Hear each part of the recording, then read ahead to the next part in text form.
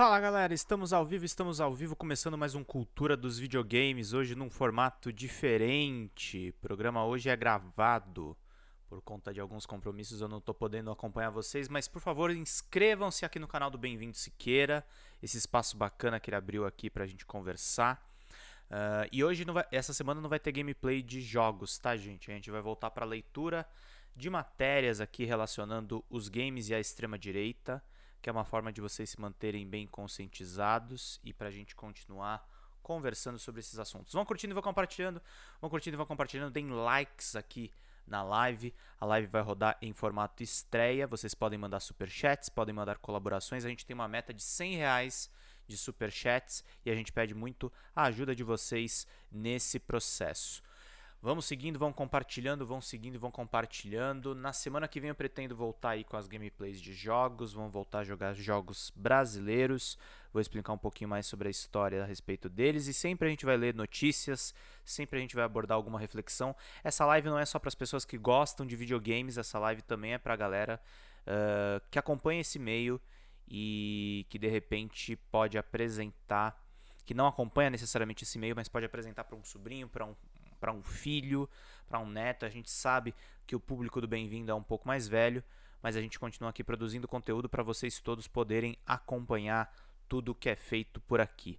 Hoje eu quero falar dessa matéria, eu vou colocar aqui na tela só para vocês verem. Eu postei no DCM lá em 2020 trechos dela e a gente vai abordar ela justamente aqui, que essa matéria eu postei lá na coluna essencial, que é uma coluna de notinhas, e eu vou deixar bem grande aqui para vocês lerem comigo.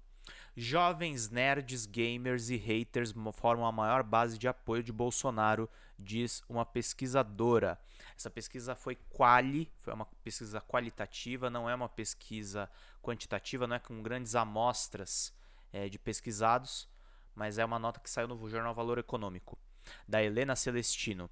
O homem de bem, entre aspas, tem mais de 35 anos, é de classe média, adota um forte discurso contra a corrupção, mostra-se terrivelmente conservador em questões morais e parte deles defende a volta da ditadura militar. Este foi o mais abrangente dos 16 perfis de brasileiros da base de apoio do presidente Jair Bolsonaro, sem partido, recenseados na pesquisa de Isabela Calil, diretora do Núcleo de Etnografia Urbana da Fundação Escola de Sociologia e Política. Neste ano, esse perfil perdeu a proeminência para os nerds, os gamers, os hackers e os haters. Por que eu estou lendo essa notícia, gente? Porque é muito importante a gente entender por que o Bolsonaro se aproximou desse público. Na política, esse público é o público mais jovem, é o público entre 16 até no máximo 30, 35 anos. E é um público que costuma ser muito volátil e não é um público que consome muito política. Então, quando o Bolsonaro se aproxima desse público, ele garante uma base de apoiadores baseado no estereótipo, baseado nos games, o fato deles terem sido inspirados numa cultura armamentista nos Estados Unidos, a tecnologia da informática, a tecnologia dos games, da computação, ela vem do setor militar norte-americano. Ela vem justamente desse estereótipo, ela não vem de qualquer estereótipo, ela vem especificamente desse grupo de características que a gente pode acompanhar. E não é à toa que o Bolsonaro acaba se enquadrando muito mais nisso. A Isabela Calil categorizou, ela que é diretora do Núcleo de Etnografia Urbana da Fundação Escola de Sociologia Política. Neste ano ele perdeu a proeminência para os nerds, para os gamers, os hackers e os haters. São jovens que incorporam o discurso de ódio, têm intensa conexão com a alt-right, a direita alternativa americana, e grande presença na internet. A mudança aconteceu depois da queda em abril do ministro Sérgio Moro, de Justiça e Segurança Pública, usado como símbolo de combate à impunidade, que ao sair levou com ele parte dos lavajatistas. Depois da eleição do Bolsonaro, o Moro vai voltar a se encontrar com o Bolsonaro, mas parte daquele eleitorado que é moralista, que é mais velho, foi embora nessa mudança. Na sua pesquisa de campo, Isabela constatou que a articulação bolsonarista entre o conservadorismo moral, especialmente religioso, e o neoliberalismo e a alt-right fragmenta-se em múltiplos perfis. Etiquetou-os com base nos marcadores de classe, renda, raça e gênero, além das aspirações e irritações que os fazem aderir ao bolsonarismo. O núcleo duro é formado por militares, religiosos e gamers. Só depois chegaram os liberais e os lavajatistas, diz a professora. Segundo ela, os gamers foram os primeiros a aderir. Funcionam como um exército para manter a comunicação de Bolsonaro. Não são tão visíveis no espaço público e não têm nenhum apreço pela democracia. Os outros três grandes grupos, que são os conservadores, os liberais e religiosos, fragmentam-se em muitas outras tribos. Por exemplo, o Macho Man, simbolizando os defensores da liberação de armas e da justiça feita com as próprias mãos, ou a mãe conservadora, aquela que contra o ensino da ideologia de gênero nas escolas, e ainda o gay de direita, que tenta conciliar os ideais da família tradicional com a orientação sexual. Esses não são em grande número, mas a presença deles tenta contestar a visão de que Bolsonaro é homofóbico, escreve Isabela na apresentação da pesquisa. Essa pesquisa foi muito importante, gente. Ela não é uma pesquisa de largo alcance, mas eu resolvi trazer o texto na íntegra do Valor Econômico para vocês entenderem. Esse daqui é a versão resumida que eu postei lá no DCM. Esse aqui é o texto na íntegra que saiu publicado no jornal Valor Econômico. Vamos ler juntos aqui, que isso aqui é muito importante para vocês entenderem.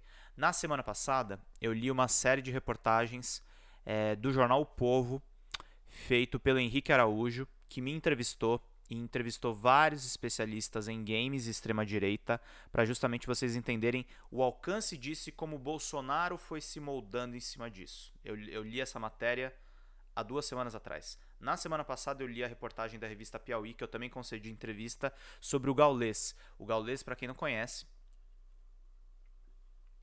é o maior streamer de games do Brasil e um dos maiores streamers de games do mundo, lá na Twitch, com mais de 3 milhões de seguidores. Ele tem metade dos seguidores da Amorant, que hoje é provavelmente a mulher streamer com maiores seguidores do planeta pela Twitch, com 6 milhões. Ela que denunciou um caso de abuso do marido dela. Mas vamos então para a matéria original do Valor Econômico. Jovens nerds, gamers, hackers e haters formam a maior base de apoio a Bolsonaro. Presidente surge como quem cuida das famílias e dos pobres, mas diz que cada um deve cuidar dos seus idosos, segundo a antropóloga Isabela Calil. Texto da Helena Celestino, do Valor Econômico do Rio de Janeiro. Vamos então aqui para esse texto que é fundamental para vocês entenderem a penetração da extrema-direita. O começo é mais ou menos parecido com o que eu já tinha lido para vocês. Um homem de bem, tem mais de 35 anos, é de classe média, adota um forte discurso contra a corrupção, mostra-se terrivelmente conservador em questões morais e parte deles defende a volta da ditadura militar. Se você está gostando desse conteúdo, gente, não esquece, manda superchats, manda contribuições, temos uma meta de R$100 para a gente bater e precisamos de likes para ir subindo o alcance dessa live. Essa live de hoje está sendo gravada, infelizmente por uma questão de trabalho. Eu não estou podendo fazer ao vivo com vocês, mas eu vou deixar em formato de estreia para vocês acompanharem comigo aqui todo o meu trabalho. Terrivelmente conservador em questões morais, parte deles defende a volta da ditadura militar. Este foi o mais abrangente dos 16 perfis de brasileiros da base de apoio do presidente Jair Bolsonaro, sem partido, recenseados na pesquisa de Isabela Calil, diretora do Núcleo de Etnografia Urbana da Fundação Escola de Sociologia e Política.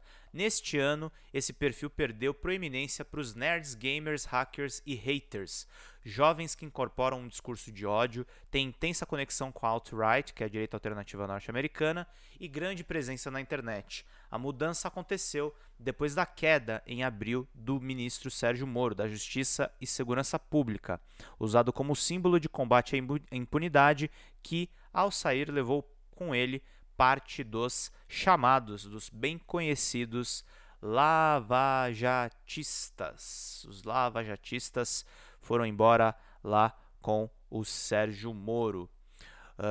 A pesquisa identificou a segmentação da base de apoio do bolsonarismo com grupos, motivações e muitas nuances diferentes, diz a Isabela. Bolsonaro se comporta como um caleidoscópio, porque isso corresponde à diversificação da sua base. Ele é ambíguo e moldável para responder às demandas de cada grupo, e ele se desresponsabiliza de tudo, diz a Isabela. É com o olhar de antropóloga que Isabela analisa a política. Seu lema é o neoliberalismo, mais especificamente o bolsonarismo, que começou a pesquisar antes do movimento existir com esse nome. Testemunhou nos Estados Unidos a crise do capitalismo em 2008 e a posterior rearrumação política. Percebeu o nascimento do que qualifica de extrema-direita no Brasil em 2010 e 2011, cerca de 2 anos antes dos protestos considerados por estudiosos como o marco de um novo rumo no país. Fiel a uma das regras de ouro do seu campo de saber, pela qual o antropólogo deve seguir os atores sociais, foi ouvir os manifestantes nas ruas. Com uma equipe de até 60 pesquisadores, entrevistou 1.000 apoiadores de extrema-direita entre 2016 e 2018, quando, após as eleições, muitos viraram deputados e assessores parlamentares ou foram ganhar dinheiro na internet. A Isabela Calil e seu grupo continuaram acompanhando-os nas redes sociais e eventualmente nas ruas de novo. Há 18 meses ela segue as políticas emanadas dos Ministérios da Economia e da Mulher, Família e Direitos Humanos. Como eu falei para você, é uma pesquisa quali, não é uma pesquisa com 3.000 pessoas e é uma pesquisa nichada nessa questão da extrema-direita. A Isabela Calil estava de olho nesses grupos há uma década atrás. E aí ela ficou em cima de tudo isso que a gente está acompanhando por aqui. Na sua pesquisa de campo, Isabela constatou que a articulação bolsonarista entre o conservadorismo moral, especialmente o religioso, o neoliberalismo e a alt-right, fragmenta-se em múltiplos perfis. Etiquetou-os com base em marcadores de classe, renda, raça e gênero, além das aspirações e irritações que os fizeram aderir ao bolsonarismo. O núcleo duro é formado por militares, religiosos e gamers. Só depois chegaram os liberais e os lavajatistas, diz a professora. Então, segundo ela rebate uma tese que muitos juristas têm. Eles acreditam que a Lava Jato e o Sérgio Moro foi o que deu origem ao bolsonarismo. Ela inverte essa lógica. Ela diz que já existia um movimento de extrema-direita e que os liberais e os lavajatistas eles aderiram tardiamente. Tem um pouco de diferença nessas duas definições, mas é bastante interessante como eles colocam aí. Segundo ela, os gamers foram os primeiros a aderir. Funcionam como um exército para manter a comunicação de Bolsonaro. Não são tão visíveis no espaço público e não têm nenhum apreço pela democracia. Os outros 3 grandes grupos, conservadores, liberais e religiosos, fragmentam-se em muitas outras tribos. Nesse ponto da pesquisa, eu acho muito interessante que a Isabela Calil pega, porque foi inclusive um ponto que o Sérgio Amadeu, que é outro grande pesquisador de tecnologia, ele viu com um pouco mais de crítica. Porque o Sérgio tem uma tese, e eu concordo com ela em grande parte, que a gente tem que tomar um pouco de cuidado ao abordar o campo dos gamers para não estigmatizá-los e categorizá-los todos como extrema-direita. Os gamers não são de extrema-direita todos, tá, gente? Mas a pesquisa da Isabela Calil pega muito bem o prisma que de fato existiu uma afinidade entre games e extrema-direita. E por que eu estou falando isso? Porque o marketing dos games desde os anos 80, com a Nintendo e os consoles domésticos, sempre privilegiou o jovem homem branco e privilegiado. Esse marketing tem efeito na indústria. E se a indústria é moldada para atender o jovem, branco e privilegiado, essa indústria se torna excludente. Não é à toa que um dos grandes desafios de inclusão nos games é justamente você criar uma protagonista feminina, é você criar um protagonista LGBTQI+, é você começar a contar as histórias dos povos negros escravizados, dos povos originários do Brasil, indígenas no geral, no Brasil e no mundo. A história dos derrotados não é muito contada pelos videogames e ele sofre uma grande influência da ideologia norte-americana. Tanto nos Estados Unidos em si, os Estados Unidos têm uma das maiores empresas de games, que é a Microsoft, quanto nos seus países satélites. O Japão passou a dominar com a crise dos arcades e dos fliperamas e da Atari nos anos 70 e 80. mas ele ainda reflete a ideologia neoliberal. Então você tem a Nintendo favorecendo a propaganda para homens e você tem depois a Sony também favorecendo a propaganda para homens. É muito pouca a representação feminina e a representação diversa, e não é à toa que a pesquisa da Isabela Calil pega muito bem esse ponto, que a extrema-direita ela tem uma identificação com os gamers. Mas vamos seguindo aqui na leitura da matéria do Valor, que ela é bem interessante. Os outros, eles não são tão visíveis no espaço público e não têm nenhum apreço pela democracia. Mandem superchat, gente! Os outros 3 grandes grupos, conservadores, liberais e religiosos, fragmentam-se em muitas outras tribos. Por exemplo, o Macho Man, simbolizando os defensores da liberação das armas e da justiça feita com as próprias mãos, ou a mãe conservadora, aquela contra o ensino da ideologia de gênero das escolas, e ainda o gay de direita que tenta conciliar os ideais da família tradicional com a orientação sexual. Esses não são em grande número, mas a presença deles tenta contestar a visão de que Bolsonaro é homofóbico, escreve Isabela na apresentação da pesquisa. Função semelhante cumprem as minorias étnicas de direita, ao tornarem-se visíveis para contrastar as acusações de que a extrema-direita não tem negros, índios ou asiáticos.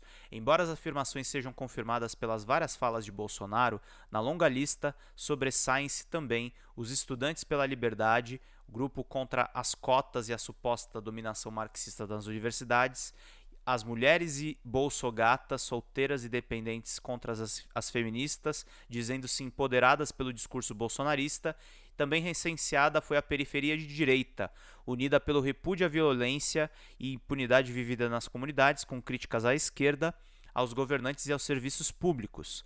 Da base fazem também os isentões, os meritocratas e os monarquistas. Aí tem aqui uma colocação. O principal achado da pesquisa foi perceber a segmentação da base de apoio do bolsonarismo, com grupos diferentes, motivações diferentes, muitas nuances diferentes, diz. Para ela, a aparente falta de coerência nas mensagens do presidente, reduzida a uma capacidade de articulação de frases, a tomada de posições sem sentido, que tanto incomodam o campo progressista, é a sua forma de conectar-se com as aspirações de diversas dos grupos de apoiadores.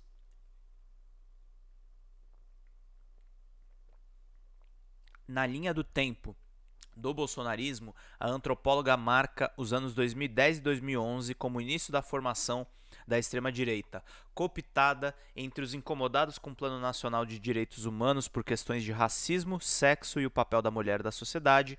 É dessa época a chegada de Bolsonaro aos microfones rotulando o material anti-homofobia do MEC como kit gay. Logo depois, a Comissão da Verdade, criada pelo governo Dilma Rousseff para apurar os crimes da ditadura, sem prever punições, gera desconforto em parte dos militares e os leva para a oposição de extrema direita. É muito interessante isso, gente. Eu lembro dessas discussões e isso frequentemente é esquecido porque se superdimensiona os protestos de 2013 que começaram pela esquerda. Isso é importante. Tem uma narrativa petista que eu acho que é muito falaciosa, no sentido de só responsabilizar 2013 pelo surgimento do Bolsonaro.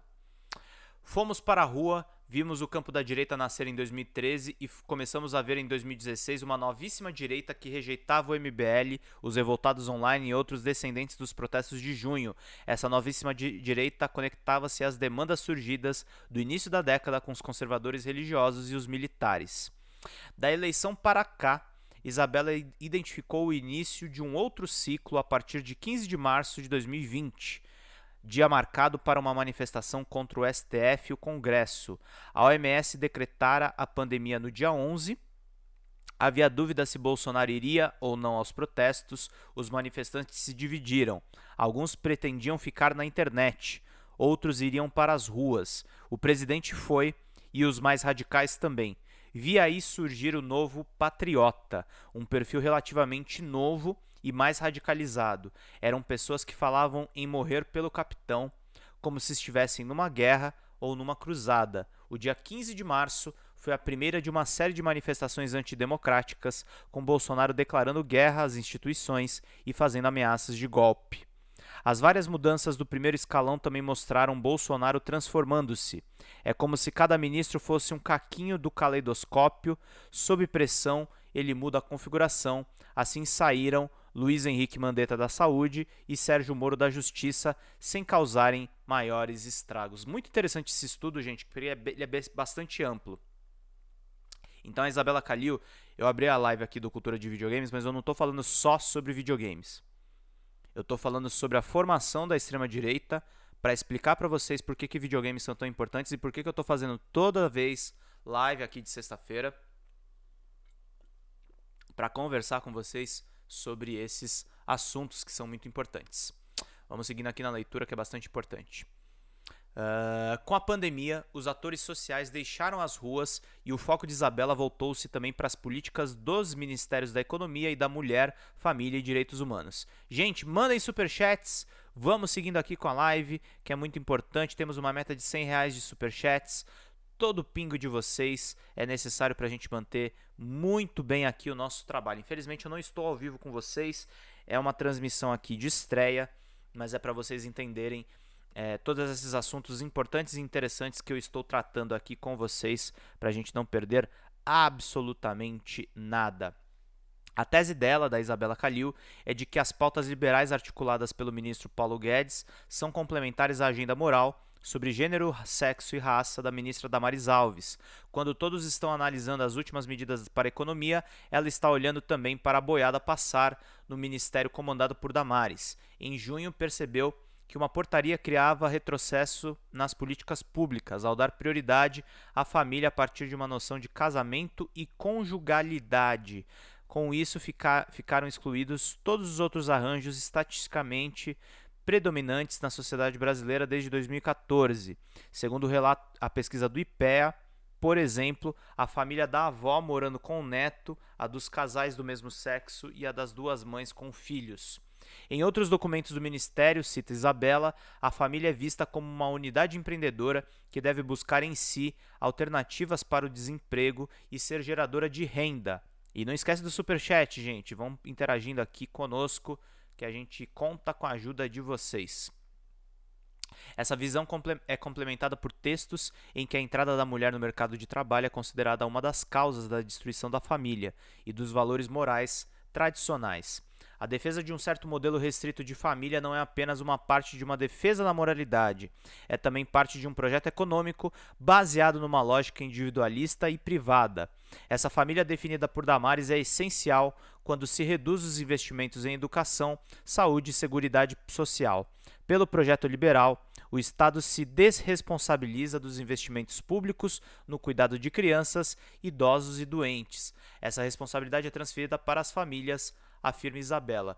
O Ministério da Mulher, da Família e dos Direitos Humanos afirma que o eixo casamento e conjugalidade da portaria busca conhecer a natureza das relações e os desafios presentes em todas as famílias brasileiras.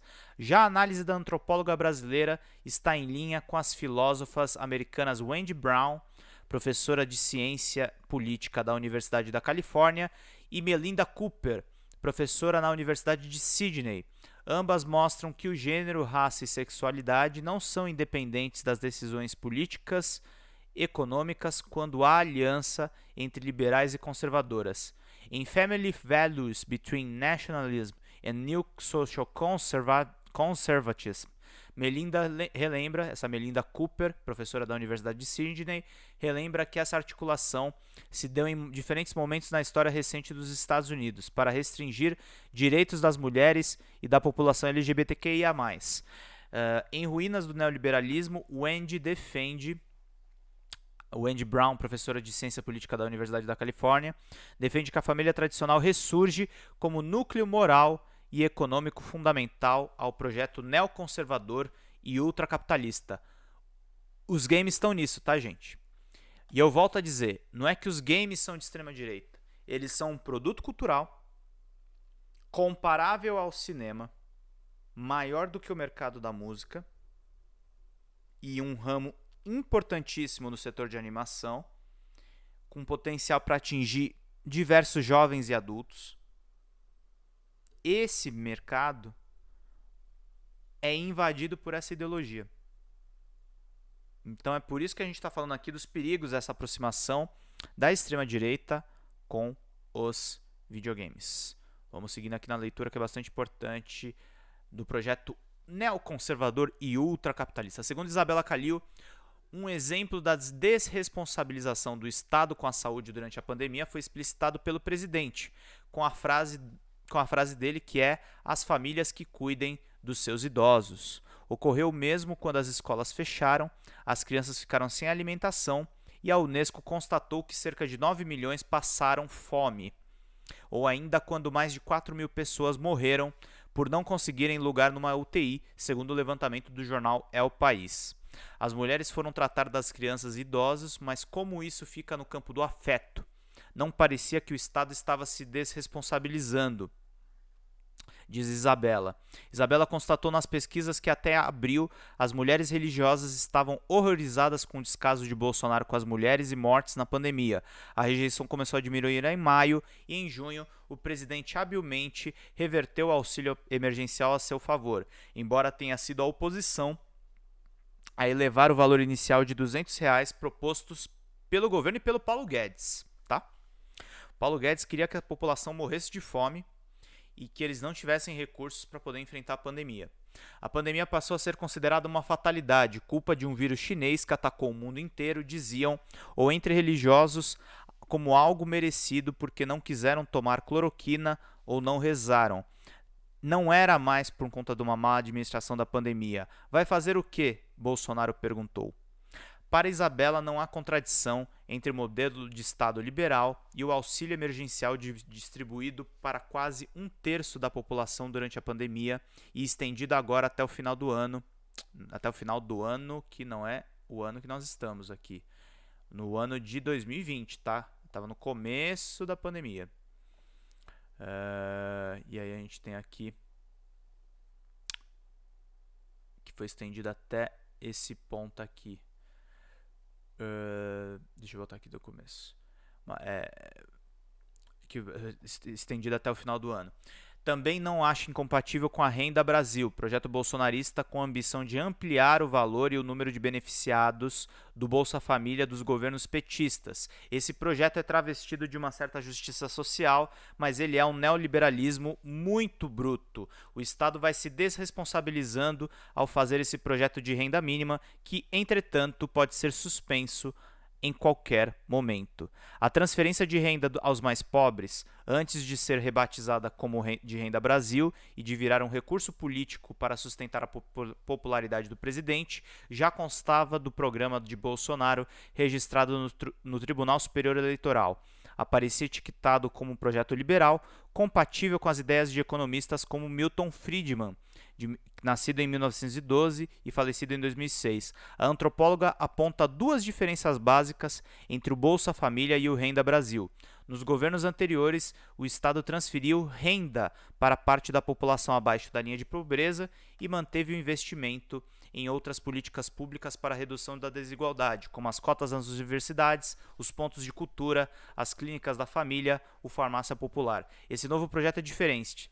É transferência de renda com desinvestimento público em educação e saúde, ou seja, é uma contradição total. O Bolsonaro fez projetos sociais de fachada por conta das eleições presidenciais e nem assim, e nem gastando dinheiro, e nem com orçamento secreto, o cara ganhou, porque é uma contradição total.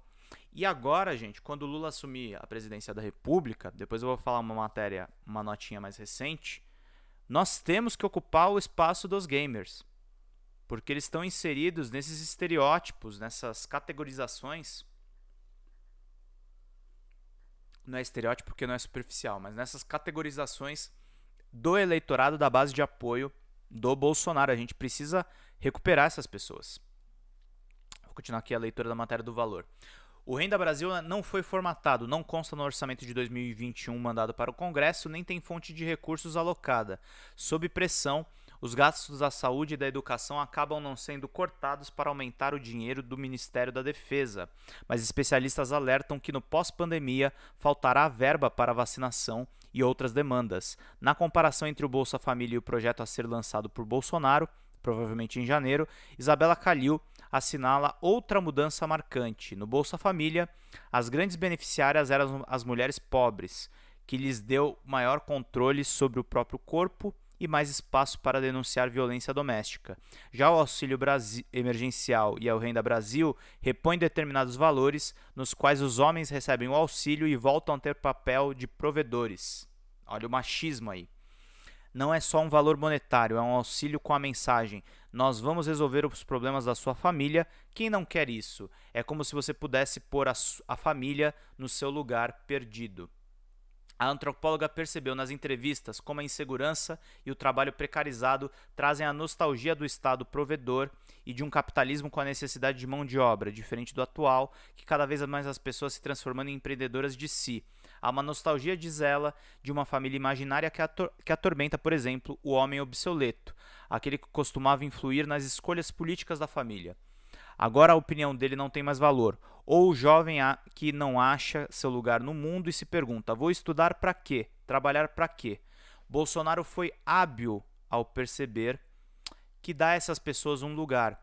Como ele consegue se metamorfosear, ele aparece uma hora como alguém que cuida das famílias, dos pobres, e no momento seguinte manda cada um cuidar dos seus idosos. É a contradição.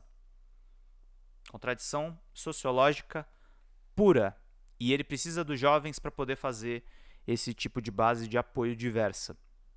No momento atual, a ideia é tirar o Estado para uma parte da população, mas a fase punitiva continuará presente com o discurso de armar a população e ter uma polícia forte, afirma a antropóloga. Como ela vê os próximos passos do bolsonarismo? Se Donald Trump perder as eleições, pode haver um impacto nas camadas médias do apoio do Bolsonaro. O Trump perdeu. Existe no imaginário delas a certeza de que ele e o presidente são super amigos, e isso favorece o Brasil, mas acha que é cedo para avaliar quem pode disputar o poder com Bolsonaro nas próximas eleições. O Lula venceu essa eleição. O Ministério da Economia não se pronunciou sobre as perguntas levantadas por Isabela Calil. Gente, por que eu li essa matéria? Porque ela tem relação com os games. Mas eu também li essa matéria porque ela disseca a base de apoio do Bolsonaro. É uma cirurgia com um bisturi. Ela mostra por que ele tem essa importância para os mais pobres, para os mais jovens. Ela mostra como o Bolsonaro tem sim uma interlocução com os mais pobres. Ela mostra qual é o comportamento do homem bolsonarista e como ele passou a cooptar as mulheres também, que geralmente ficam revoltadas com as atitudes que ele teve enquanto governante. Então a base de apoio do Bolsonaro é muito complexa. E já tem gente, já tem pesquisadores, na próxima live eu vou falar da entrevista que eu fiz com ele, mas tem um pesquisador marxista, autor de um livro chamado Marx e o Fliperama, que deu uma entrevista muito boa para o jornal Folha de São Paulo e que eu quero ler para vocês aqui porque é uma questão muito importante, muito interessante. Vamos ver aqui, entrevista que aconteceu em maio de 2022, numa segunda-feira. Esquerda deveria estar no campo de batalha dos games, diz pesquisador marxista. O sociólogo Jamie Woodcock é autor do livro Marx no Fliperama, Videogames e Luta de Classes. Matéria da Daniela Araújo para vocês acompanharem. Não esqueçam, gente, por favor. Deixa eu mostrar aqui o topo da matéria de novo, porque acho que ela cortou aí, porque eu estou fazendo pelo OBS. Não esqueçam, galera, por favor, de vocês mandarem superchats, curte o vídeo, dá o seu like aqui para aumentar o nosso engajamento e compartilhem em todos os grupos de WhatsApp que você conhece. Todos. Eu quero ver vocês compartilhando para todo mundo poder acompanhar. Deixa eu ver agora, acho que o título já está ficando um pouco mais na tela. Eu vou deixar mais distante mesmo. Vamos ver aqui. Vamos ver. Não, ainda não dá para ler. Desculpem, saúde. Mas eu vou deixar mais longe mesmo. Isso. Vamos deixar pequenininho aqui a letra, mas pelo menos vocês conseguem ler comigo essa matéria da Folha de São Paulo.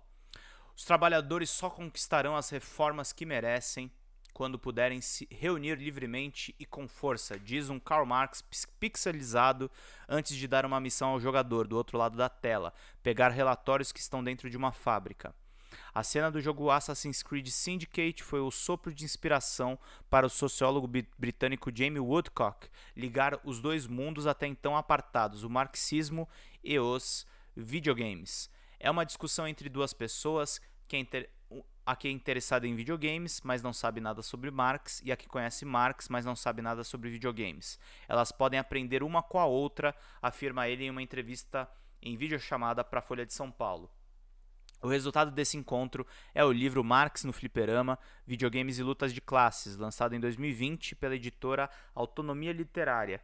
O texto é uma análise da indústria gamer e também um chamado aos marxistas para um campo em que a direita tem ganhado as batalhas. Nós vimos como a direita foi capaz de se organizar de forma eficaz, não só no mundo gamer, mas também na cultura online em geral, afirma. A direita desenvolveu um conjunto de táticas e estratégias de uso da cultura popular que vai demorar muito para ser alcançado pela esquerda. Isso aqui não é para desanimar, tá, gente? O Jamie Woodcock ele tá fazendo uma constatação. Opa, acho que eu errei aqui a janela. Deixa eu ver aqui se ficou aparecendo. Não ficou aparecendo, não. É uma constatação, tá, gente? E aí, a Folha de São Paulo fez uma entrevista com ele. E eu vou ler aqui as principais perguntas. Não esquecendo, dá o seu like aqui e continue engajado na live. Vamos lá. A percepção de que o ambiente gamer é conservador é correta? Pergunta a Folha. Muitas vezes, aí responde o Jamie, muitas vezes as pessoas falam que a cultura gamer é conservadora e reacionária. Nós nunca diríamos isso sobre filmes, por exemplo. Ele está com uma concepção mais otimista aqui. Diríamos que há comunidades com uma cultura melhor e outras com uma cultura pior. O mesmo acontece com games. Há comunidades progressistas em torno de alguns games, há outras não tão progressistas e há comunidades de extrema direita. A maioria das pessoas vai jogar videogame em algum momento. Acho que é mais uma questão de pensar sobre as diferenças. Há grupos com elementos mais reacionários, assim como há na sociedade mais amplamente. Aí pergunta a Folha, você escreveu em seu livro que os marxistas deveriam se interessar mais por videogames. Por quê? Por duas razões. Primeiro, porque se você quiser, como um marxista, entender sobre o sistema de produção, o setor de games é uma indústria importante. A combinação de trabalho no norte e no sul, o papel da logística, do software, enfim, é um importante estudo de caso para entender o capitalismo. Por outro lado, eu acho que marxistas deveriam estar mais interessados em videogames da mesma forma que deveriam estar interessados por outras manifestações culturais populares, nas quais as ideias são debatidas e criticadas. Nós devemos ter algo a dizer sobre a cultura da mesma forma que Marx tinha algo a dizer sobre teatro e romances populares. É nesses espaços que as pessoas entendem o mundo. Ele está corretíssimo. E ele ainda está fazendo um chamado no seguinte sentido. Você não precisa gostar de videogames. Você não precisa amar videogames. Eu estou fazendo essas lives, inclusive, para vocês, gente, porque eu quero que vocês se informem. Eu quero que vocês passem para frente todos os conhecimentos que a gente está abordando por aqui. Porque é muito importante as pessoas estarem cada vez mais inteiradas, cada vez mais socializadas, cada vez mais inspiradas em cima de tudo que a gente está abordando aqui com vocês, para a gente não perder absolutamente nada. Aí a Folha pergunta aqui, ó, como a esquerda está batalhando nesse campo? O Jamie responde, eu acho que de maneira geral a esquerda não está batalhando nesse campo efetivamente. Nós vimos como a direita foi capaz de se organizar de uma forma eficaz, não só no mundo gamer, mas também na cultura online em geral. A direita desenvolveu um conjunto de táticas e estratégias de uso da cultura popular que vai demorar muito para ser alcançado pela esquerda. E não há nada inerente à direita para ela ser melhor nessas questões, mas é um desafio para a esquerda. O desafio é pensar como é a política popular hoje, e parte disso pode ser se engajar com videogames, com mídias sociais. A direita está muitos passos à frente. Aí a Folha pergunta, como a Guerra Fria impactou o início da indústria dos games? A indústria dos videogames está ligada ao desenvolvimento do complexo industrial militar. Muitos dos primeiros videogames foram feitos por pessoas que deveriam estar usando esses novos computadores para traçar trajetórias de mísseis ou planejar algum tipo de bombardeio. Em vez disso, elas acharam um jeito de usá-los de outra forma, mais divertida. Muitos dos primeiros jogos foram tentativas de descobrir o que poderiam fazer com uma máquina daquelas. A história se desenvolve e os militares veem que os videogames podem ser uma ferramenta de treinamento e uma avenida para a propaganda. Nós podemos observar isso em vários jogos. A série Call of Duty e esses tipos de games militares viraram uma parte grande da indústria. É a história tanto da ligação com militares quanto da resistência às maneiras de fazer as coisas. Há um tipo de tensão no início dos videogames. A Folha insiste na pergunta: a Guerra Fria ainda impacta o setor? Porque a Folha é esse jornal liberal, né, gente? É um jornal aí que está ligado às oligarquias e ao neoliberalismo. E aí o Jamie Woodcock responde o seguinte: por um longo período, o inimigo típico dos jogos era o exército russo. Os heróis estavam com os americanos, algo muito parecido com os filmes e séries de TV. Um padrão que estava tanto refletindo o conflito quanto o influenciando. Hoje vemos que há muitas mudanças na parte cultural dos games. Há muito tempo, desde o 11 de setembro, que os russos não são mais o inimigo padrão, e sim o Oriente Médio. Hoje os conflitos globais não são tão diretos, um lado da cortina de ferro contra o outro lado, embora haja tentativas de levar os confrontos ideológicos à cultura. Aí a Folha pergunta: há padrões de trabalho em diferentes regiões do mundo? Quando pensamos em videogames, normalmente pensamos em estúdios. Um trabalho deve agradar as pessoas que gostam de jogar, já que elas podem viver da sua paixão. Mas isso depende do que acontece fora do estúdio. A fabricação do videogame físico, que com frequência ocorre em condições que seriam muito mais familiares a Marx, trabalho industrial, fábricas na China, minas na África subsaariana, ou seja, trabalho para termos de hardware. Em geral, esse trabalho acontece no sul global, quando o desenvolvimento de software acontece no norte global. Ele faz uma diferenciação, entendeu, gente? Os trabalhos mais valorizados acontecem no norte global. E o desenvolvimento ali, a manufatura, ainda é uma coisa de sul global. Fala aí pra mim, se você está acompanhando essa live. Você não esperava eu falar de conflito de classes tão claramente quanto nessa live aqui do Cultura dos Videogames. E por que eu estou fazendo isso? Porque a gente está vendo as pesquisas que existem no setor, a gente está vendo os levantamentos que existem no setor e entendendo que sim, dá para estudar games do ponto de vista mais nacionalista e mais de esquerda. Vamos ver aqui o resto das perguntas.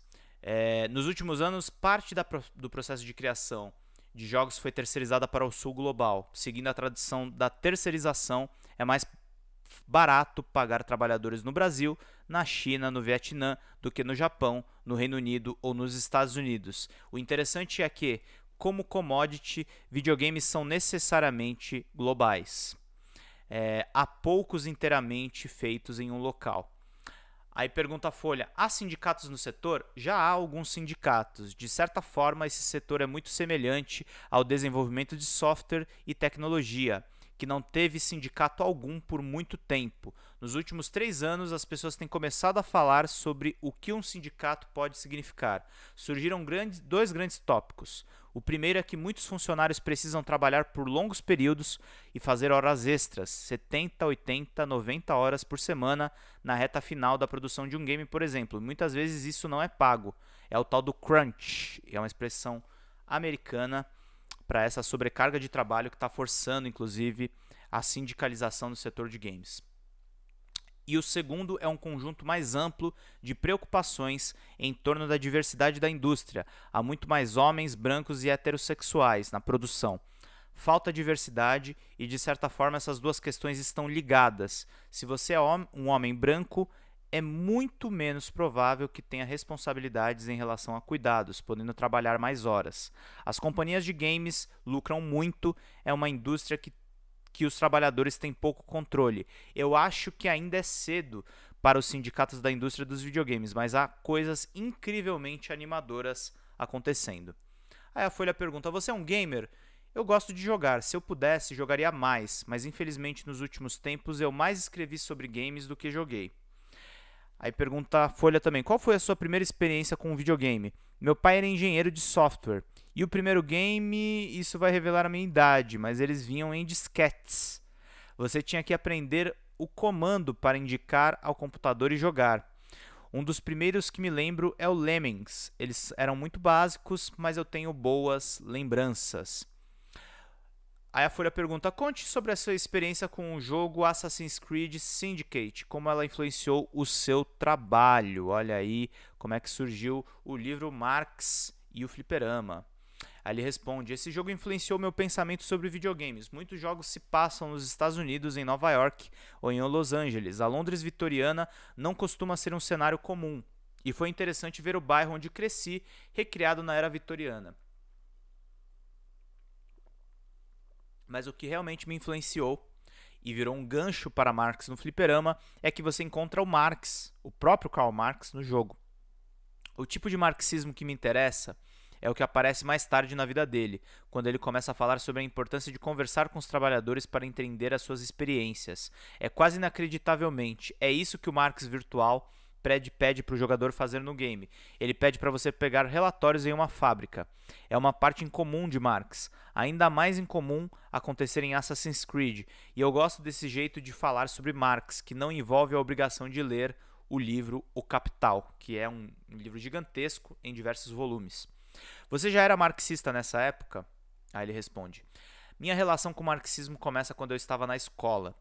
Durante a invasão do Iraque pelos Estados Unidos, eu estava envolvido em protestos estudantis e mais tarde passei a me envolver em protestos sobre a Palestina, sobre as greves no Reino Unido. Olha aí o marxismo do cara do Marx e o fliperama. Para mim, o marxismo foi um jeito de achar sentido no mundo em que eu estava, não apenas em um mundo que poderia ser criado. Durante boa parte da minha vida, o interesse em videogames e o interesse em marxismo ficaram separados.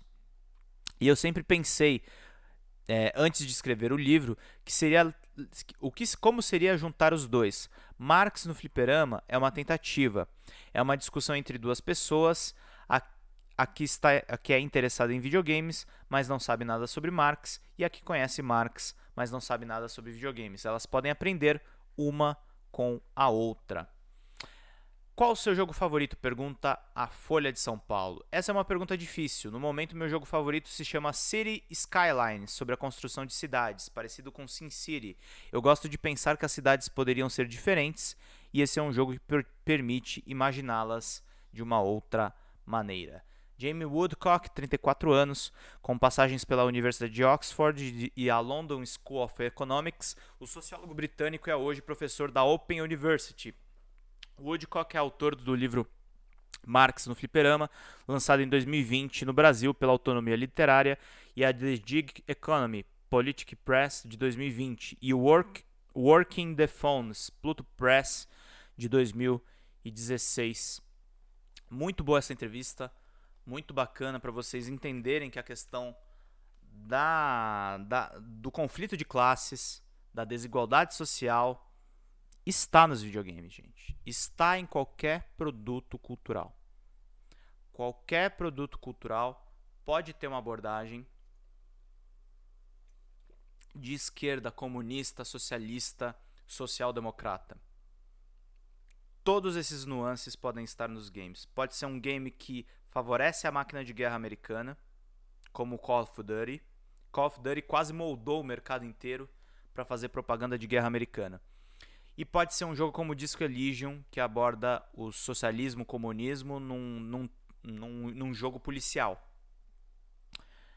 Tem jogos, inclusive, que pregam pacifismo. Tem o Shine, que foi desenvolvido aqui no Brasil, e que é um jogo em que você tem que salvar os robôs que estão perdendo as energias e que lida também com a questão do desperdício e da sustentabilidade. Tem muitos jogos, gente. O jogo de videogame ele é uma mídia per se diferente. Ele não é passivo, você não tem só uma amostra dessas experiências, você tem que interagir com elas. E é fundamental como isso acaba se desenvolvendo. Por isso, nesses 10 minutos finais, a gente não vai deixar aqui no Cultura de Videogames de ler matérias, de ler artigos, para que vocês disseminem essa live, gente. Mandem nos grupos de WhatsApp, manda para o seu amigo gamer bolsonarista entender que há uma abordagem mais progressista, que há uma abordagem mais humana e que ele pode se informar mais corretamente a respeito de todas as questões. E a esquerda deveria estar nesse campo de batalha, como diz aqui o nosso querido Jamie Woodcock, autor do livro Marx no Fliperama, para vocês ficarem por dentro de tudo. Gente, tem muitos assuntos que a gente vai abordar aqui. Essa semana tá sendo a semana... Eu tô gravando esse vídeo antes, né? Mas vai ter o lançamento do God of War essa semana. Nós jogamos aqui em outras lives, mas eu vou retomar também os jogos brasileiros que a gente jogou nesse período todo.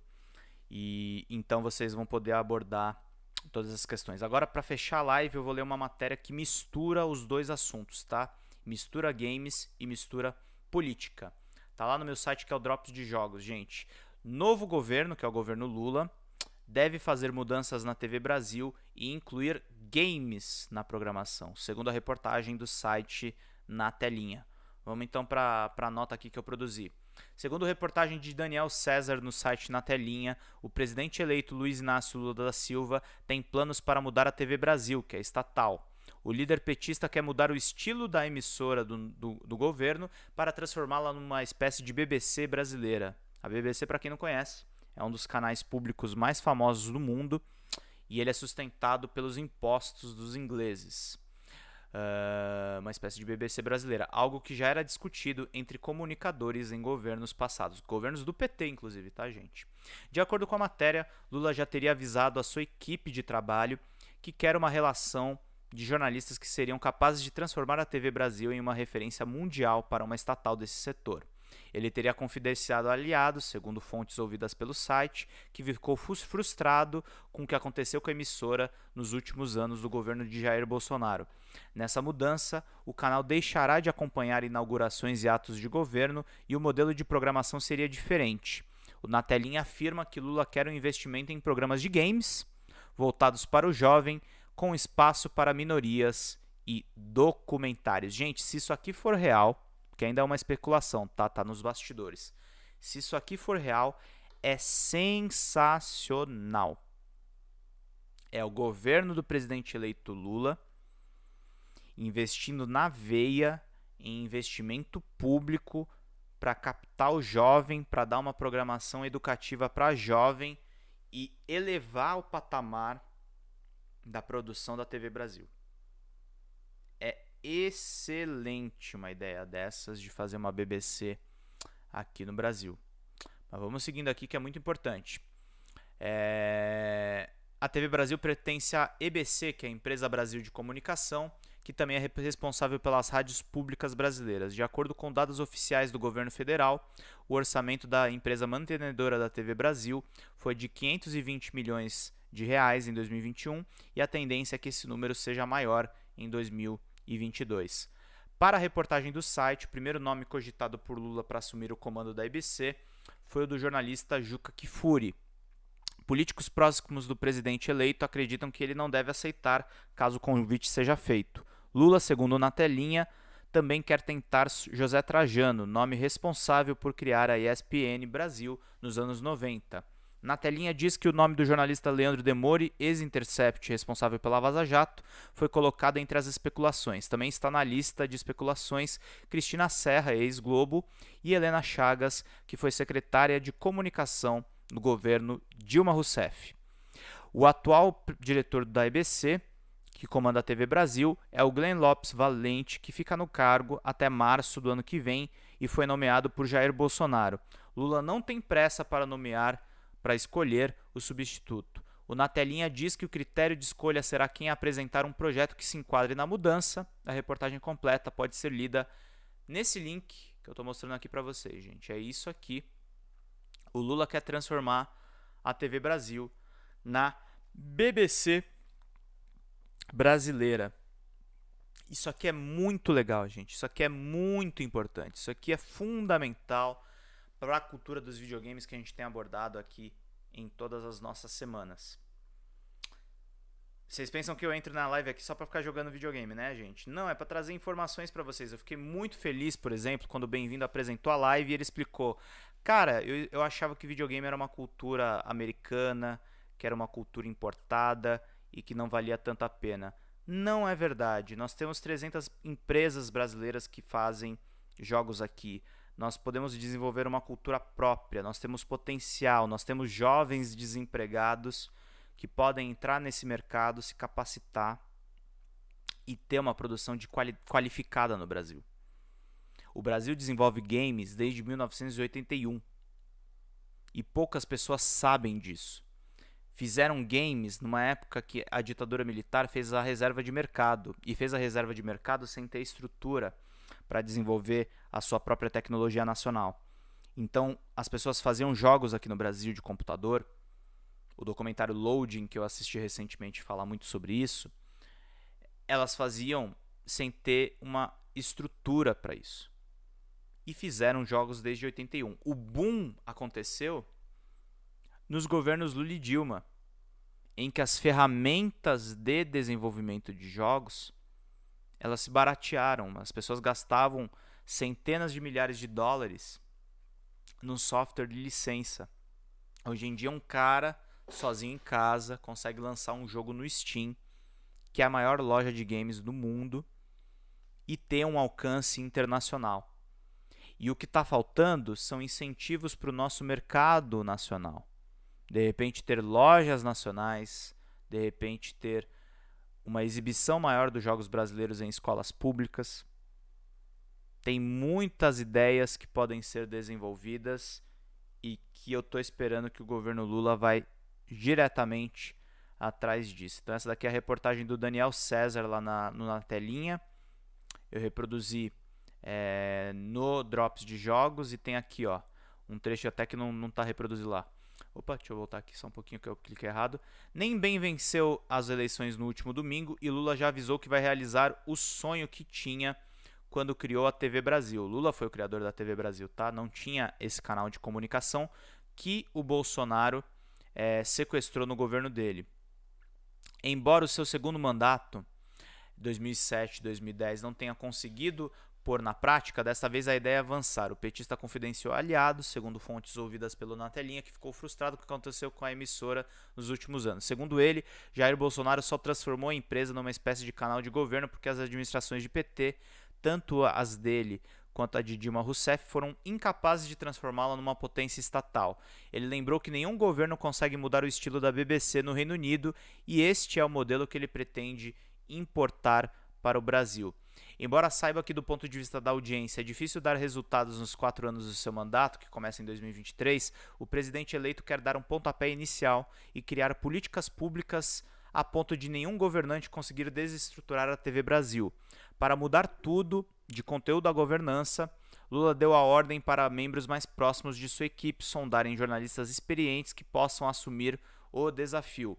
O próximo presidente já avisou que o canal deixará de acompanhar inaugurações de atos de governo e o modelo de programação será outro. Ele quer investimento em programas de games voltados para o jovem, com espaço para minorias e documentários. E aí tem a questão da escolha do chefe da IBC e da TV Brasil. A IBC é a empresa mantenedora. Então tudo isso está em discussão, gente. Tudo isso está sendo colocado aos poucos. E é isso que a gente vai acompanhar nos próximos anos. Gente, na semana que vem espero estar normal aqui com vocês ao vivo. Espero que vocês tenham mandado superchats para a gente fechar a meta de 100 reais aqui para a gente manter a live. Eu conto com vocês para a gente poder sustentar aqui as nossas atividades. E é muito importante a gente ter esse espaço aqui no canal de Bem-vindo Siqueira. Bem-vindo Siqueira, que é um homem maravilhoso, um homem que nos traz cultura, que nos traz política, que nos traz as discussões que realmente importam. E é por isso que eu estou gravando essa live aqui. Eu faço questão que o programa sempre saia na sexta-feira, para vocês não perderem nenhuma informação do que a gente veicula por aqui. Então a gente vai continuar o nosso trabalho aqui, o nosso esforço diário. Diário não, né? Semanal, porque eu só faço esse programa uma vez na sexta-feira, para trazer informação de qualidade para vocês. E toda vez que eu jogo jogos aqui, é para exibir os jogos, é para mostrar como videogames são uma mídia muito importante para você se manter. E as recomendações dos jogos brasileiros são boas porque são jogos baratos, são jogos acessíveis, são jogos que vocês conseguem conversar comigo para a gente poder continuar esse bate-papo super bacana, gente. Acompanhe também as outras programações do Bem-vindo Siqueira, tem o Perdidos na Night, tem o Trincheira Digital, que eu tô adorando fazer segundas-feiras com o Bem-vindo e o Dimitri. Tem também o comentário do Bem-vindo, tem os vídeos diários do Bem-vindo. Eu tenho exibido também os vídeos dele lá na Folha Democrata, que é um jornal que eu criei junto com o Carlito Neto, que é outro youtuber, e a gente vai amplificando as vozes e abordando todas as questões que são necessárias. Gente, vida longa e próspera. Bom dia para todo mundo, bom café para quem ainda não tomou café, gente. Até mais, tchau, tchau.